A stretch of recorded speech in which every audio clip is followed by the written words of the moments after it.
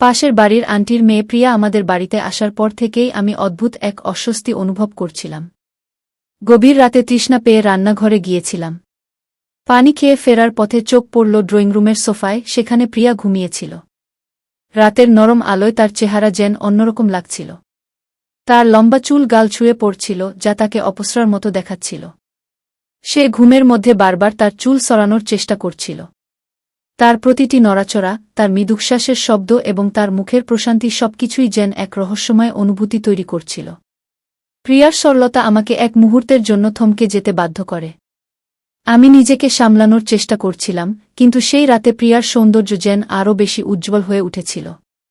বাইরে মুষলধারে বৃষ্টি আর বিদ্যুতের গর্জন আমার মনের অস্থিরতাকে আরও বাড়িয়ে তুলেছিল। প্রিয়া তখন সোফায় শুয়ে আর আমি তার মুখের সরলতা ও সৌন্দর্যের মধ্যে হারিয়ে যাচ্ছিলাম। তার মুখের উপর এলোমেলো চুলের লট তাকে আরও বেশি মোহনীয় করে তুলছিল। ঠিক তখনই এক তীব্র বিদ্যুৎ চমকাল আর প্রিয়া ভয়ে দৌড়ে এসে আমাকে জড়িয়ে ধরল। তার সেই হঠাৎ ছোঁয়া যেন আমাকে ভেতর থেকে নাড়া দিয়ে গেল। আমি আর কি করতাম? আমি তো একজন পুরুষ, আমি আমার আবেগকে নিয়ন্ত্রণ করতে পারিনি। সেই রাতে প্রিয়াকে আমি ঈশান, একটি উচ্চ মাধ্যমিক বিদ্যালয়ের শিক্ষক। বিয়ের ৩ বছর পর আমার স্ত্রী অনিতা গর্ভবতী হয়েছেন এবং আমরা আমাদের প্রথম সন্তানের অপেক্ষায় আছি। এখন তার গর্ভাবস্থার ৮ম মাস চলছে, তাই তার ও সন্তানের যত্ন আমার প্রধান দায়িত্ব। সাম্প্রতিককালে আমার বদলির আদেশ আসে, যা আমাদের জীবনে নতুন অধ্যায়ের ইঙ্গিত দেয়। তবে অনিতাকে এই অবস্থায় একা রেখে যাওয়া সম্ভব ছিল না। আলোচনার পর সিদ্ধান্ত হয়, অনিতাকে বাবার বাড়িতে পাঠানো হবে যাতে তার ভালোভাবে যত্ন নেওয়া যায়। অনিতা চলে যাওয়ার পর একা থাকা আমার জন্য কঠিন হয়ে ওঠে। তখনই পেছনের গলির এক আন্টি ও তার মেয়ের সঙ্গে আলাপ হয়। একদিন আন্টি জানতে চাইলেন, তোমার স্ত্রী কোথায়? আমি সব বললাম এবং জানালাম বাড়ির কাজের সাহায্যের দরকার। আন্টি বললেন, তোমার গৃহকর্মীর দরকার নেই, আমি তো আছি। তার প্রস্তাবে রাজি হলাম কারণ এতে সুবিধা হবে। পরের দিন থেকে আন্টি বাড়ির কাজে সাহায্য করতে লাগলেন। সবকিছু ঠিকঠাক চলছিল, কিন্তু কয়েকদিন পর তিনি জানালেন কয়েকদিনের জন্য গ্রামে যেতে হবে। তবে আশ্বাস দিলেন তার মেয়ে এসে আমার খেয়াল রাখবে। প্রথমে একটু অস্বস্তি লাগলেও আমি রাজি হলাম। পরদিন স্কুল ছুটি থাকায় বিশ্রামের পরিকল্পনা করেছিলাম। সকালে চা খেতে খেতে দরজার ঘণ্টি বাজল। আমি চায়ের কাপ রেখে দরজা খুলতে গেলাম। দরজা খুলতেই আমার চোখ যেন স্থির হয়ে গেল আর মনটা অস্থিরতায় ভরে উঠল। দরজার সামনে দাঁড়িয়ে ছিল এক অপরূপ সুন্দরী মেয়ে। তার চেহারায় ছিল নিষ্পাপ একটা সৌন্দর্য আর তার পোশাক ছিল আধুনিক, যেন কোনো চলচ্চিত্রের চরিত্র থেকে উঠে আসা। আমি কয়েক মুহূর্তের জন্য বিস্ময়ে তাকিয়ে রইলাম। আমার হৃদস্পন্দন দ্রুত হয়ে গেল, যেন সময় থমকে দাঁড়িয়েছে। তার বড় বড় চোখগুলো কেমন জানি গভীর এক আকর্ষণ তৈরি করছিল। তার ঠোঁটের কোণে থাকা হালকা হাসিটা যেন আমার ভেতরের সব আবেগকে জাগিয়ে তুলল। আমি কথা বলার জন্য মুখ খুলতে গিয়েও থেমে গেলাম। কি বলবো, কিভাবে শুরু করব, কিছুই মাথায় আসছিল না। তার চোখের ভাষা পড়ার চেষ্টা করছিলাম, যেন সেখানে লুকিয়ে আছে অনেক অজানা গল্প। এই মেয়েটির উপস্থিতি যেন আমার জীবনের এক নতুন অধ্যায়ের সূচনা হতে চলেছে। মেয়েটি ধীরে ধীরে বলল, আমি প্রিয়া, তোমার আন্টির মেয়ে। মা আমাকে তোমার কাছে পাঠিয়েছেন। প্রিয়ার কণ্ঠস্বর যেন এক অন্যরকম অনুভূতি জাগাল। হুঁশ ফিরে পেয়ে আমি তাকে ভেতরে ডাকলাম। আগে তার সম্পর্কে শুনেছিলাম, কিন্তু এটাই প্রথম দেখা। প্রিয়া ঘরে ঢুকে চারদিকে তাকিয়ে বলল, আপনি কি কাজ করতে বলবেন? আমি তাকে বসতে বললাম এবং কাজগুলো বুঝিয়ে দিলাম। লক্ষ্য করলাম সে খুবই বুদ্ধিমতী এবং দ্রুত শিখছে। তবে আমার মনে এক প্রশ্ন ঘুরছিল। আমি একটু সাহস নিয়ে জিজ্ঞাসা করলাম, প্রিয়া, তুমি তো বেশ বড় হয়েছ, তাহলে এ ধরনের শর্ট ড্রেস কেন পরেছ? আমার প্রশ্ন শুনে সে কিছুটা অবাক হলেও মুচকি হেসে বলল, এখনকার দিনে শহরে এমন পোশাকই পরা হয়। আর আমি বেশিরভাগ সময় বাড়িতেই থাকি, বাইরে যাওয়া হয় না। মা বলেছিলেন তোমার সাহায্য করতে হবে, তাই চলে এলাম। প্রিয়ার সহজ উত্তর আমাকে চুপ করিয়ে দিল। সে আন্তরিকভাবে কাজ শুরু করল আর আমি অবাক হয়ে দেখছিলাম এত সুন্দর এবং তরুণী মেয়ে কেন এত পরিশ্রম করছে। আন্টির উপর ক্ষোভ হলো কেন সে মেয়েকে এমন পোশাক পরতে দেয় এবং তার বিয়ে হয়নি কেন। আমি প্রশ্ন চেপে রাখতে না পেরে জিজ্ঞেস করলাম, প্রিয়া, তোমার বিয়ে হয়নি কেন?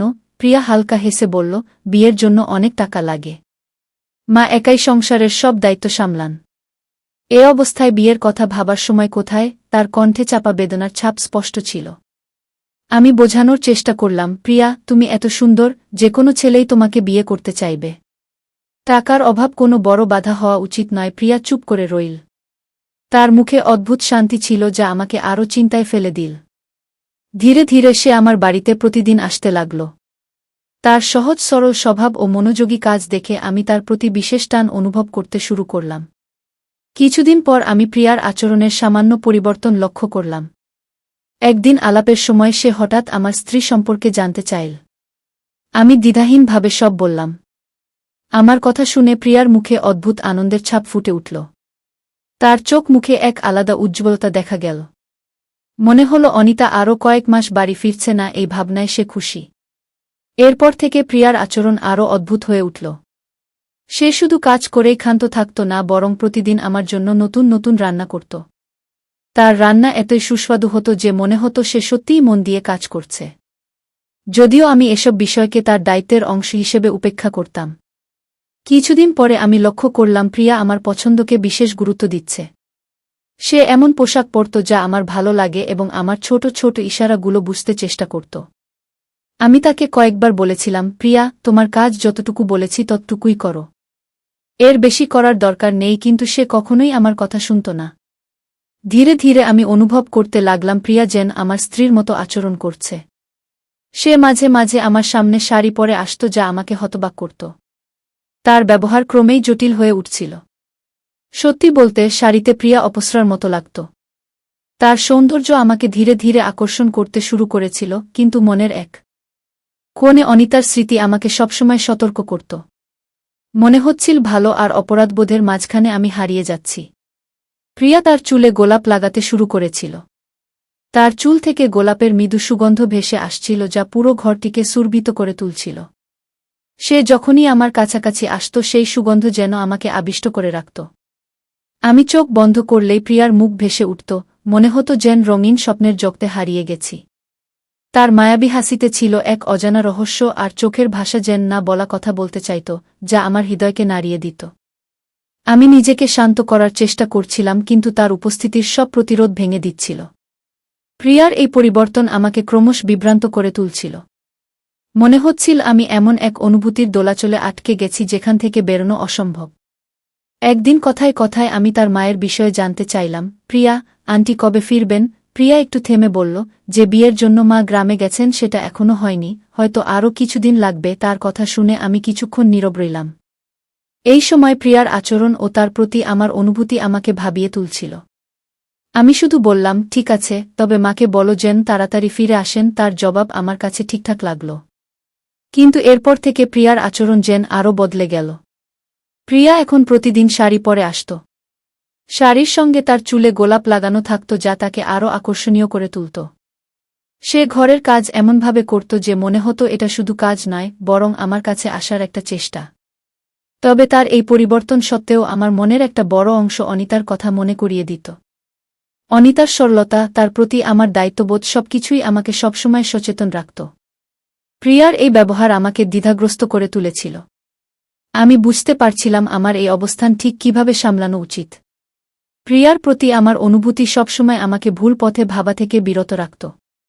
একদিন আমি তাকে বললাম, তুমি যদি সম্পূর্ণ পোশাক পরে আসতে ভালো হতো। তোমার ছোট পোশাক আমাকে কিছুটা অস্বস্তিতে ফেলে। তবে প্রিয়া আমার অনুরোধকে তেমন গুরুত্ব দিল না। সে সবসময় আত্মবিশ্বাসে পূর্ণ থাকত, যেন কেউ তাকে থামাতে পারবে না। তার আচরণ ও পোশাকে ছিল এমন এক আত্মপ্রত্যয়ের ঝলক যেখানে সে নিজের জন্য কোনো সীমাবদ্ধতা মেনে নিত না। কিন্তু একদিন এমন একটি ঘটনা ঘটল যা আমার জীবন পুরোপুরি বদলে দিল। আজও সেই দিনের কথা মনে পড়লে অবিশ্বাস জাগে। সেদিন প্রিয়া প্রতিদিনের মতো সব কাজ শেষ করে বাড়ি ফেরার প্রস্তুতি নিচ্ছিল। ঠিক তখনই আচমকা মুষলধারে বৃষ্টি শুরু হল। বৃষ্টিটা এতটাই প্রবল ছিল যে বাইরে বের হওয়া একেবারে অসম্ভব হয়ে পড়েছিল। প্রিয়ার কাছে ছাতাও ছিল না, আর তার বাড়ি ছিল অনেক দূরে। পরিস্থিতি দেখে আমি তাকে বললাম, প্রিয়া, আজ রাতটা তুমি এখানেই থেকে যাও। এত প্রবল বৃষ্টিতে বাইরে যাওয়া নিরাপদ নয়। সে প্রথমেই একটু দ্বিধায় পড়েছিল, কিন্তু পরে আমার কথা মেনে নিল। আমি তাকে বোঝালাম যে তোমার মা গ্রামে আছেন এবং তোমার বাড়িতেও কেউ নেই, তাই এখানেই থাকা তোমার জন্য সঠিক হবে। প্রিয়া রাজি হয়ে রান্নাঘরে গেল এবং আমাদের জন্য খাবার প্রস্তুত করতে লাগল। যখন খাবার প্রস্তুত হল তখনও বৃষ্টি আরও তীব্র হয়ে চলেছিল। আমরা একসঙ্গে খাবার খেলাম। প্রিয়ার স্বভাব খুবই সহজ সরল এবং প্রাণবন্ত ছিল। তার এই আচরণ আমার মনের দ্বিধাগুলো অনেকটাই কমিয়ে দিল। খাওয়ার পর আমি তাকে বললাম, তুমি হালের সোফায় ঘুমিয়ে পড়ো আর আমি আমার ঘরে ঘুমাচ্ছি। দিনভর কাজের ক্লান্তিতে সে দ্রুত ঘুমিয়ে পড়ল। আমি নিজের ঘরে গিয়ে মোবাইলে কিছু দেখতে শুরু করলাম, কিন্তু মনটা শান্ত ছিল না। প্রিয়ার উপস্থিতি আমাকে অদ্ভুতভাবে অস্থির করছিল। রাত প্রায় মাঝখান। হঠাৎ পিপাসা পেল। আমি রান্নাঘরে গিয়ে পানি খেলাম। ফিরে আসার সময় হঠাৎ চোখ গেল সোফার দিকে, যেখানে প্রিয়া। রাতের নরম আলোয় তার মুখ একদম ভিন্ন দেখাচ্ছিল। সে যেন কোনো অপসরা। তার লম্বা চুল গাল ছুঁয়ে পড়ছিল আর ঘুমের মধ্যেই বারবার চুল সরানোর চেষ্টা করছিল। তার প্রতিটি নড়াচড়া, মৃদু নিঃশ্বাসের শব্দ আর মুখের সরলতা আমাকে থমকে দিয়েছিল। আমি নিজেকে শান্ত রাখার চেষ্টা করলাম, কিন্তু সেই রাতে প্রিয়ার সৌন্দর্য যেন আরও বেশি উজ্জ্বল হয়ে উঠেছিল।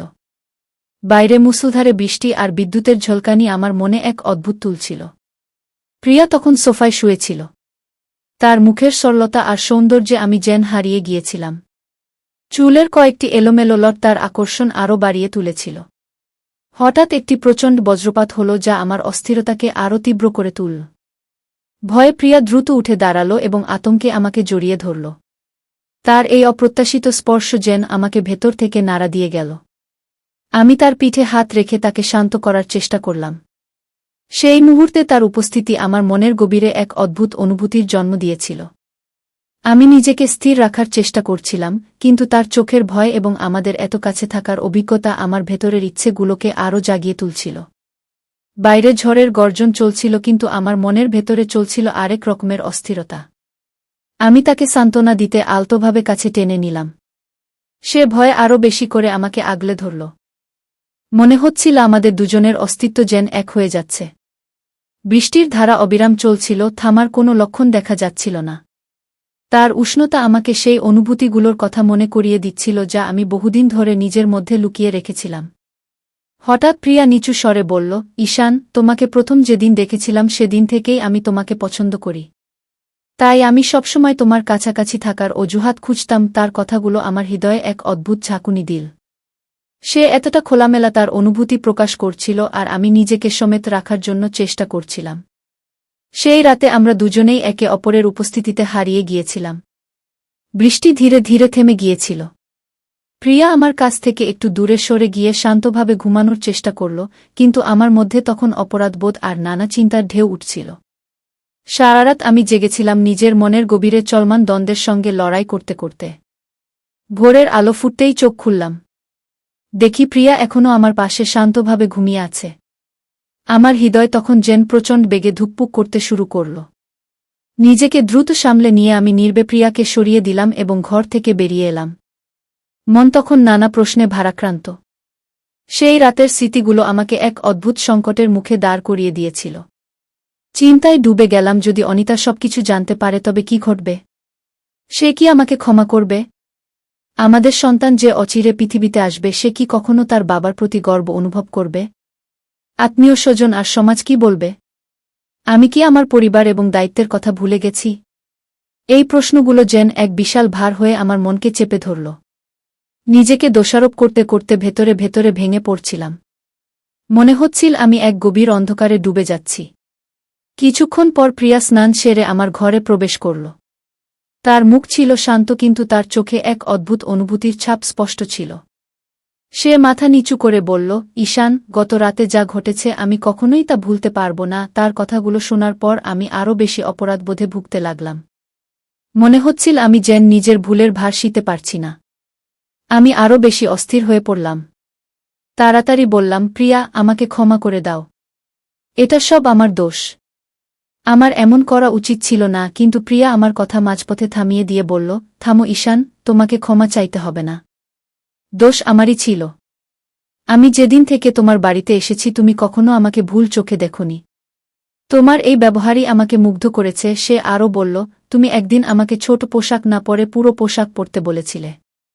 এই কথা আসলে আমার মা বলার কথা ছিল, কিন্তু তুমি সেটা বলেছ। আমার সম্মানের কথা ভেবে তুমি সবসময় আমার ভালোর কথা ভেবেছ।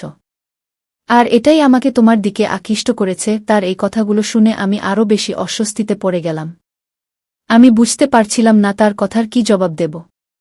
প্রিয়া আরও বলল, ঈশান, আমি এখানে তোমার সঙ্গে একা থেকেও কখনোই তোমার কাছ থেকে কোনো খারাপ আচরণ পাইনি। এটাই আমাকে বিস্মিত করেছে। আমি তোমার স্ত্রীকে নিয়ে অনেকবার ভাবতাম এবং মনে মনে তার প্রতি ঈর্ষান্বিত হতাম। তাই আমি তার সম্পর্কে সব জানতে চেয়েছিলাম এবং তার মতো হওয়ার চেষ্টা করছিলাম। শাড়ি পরা, চুলে ফুল গুজে রাখা সবই তোমার মনোযোগ আকর্ষণ করার জন্য ছিল।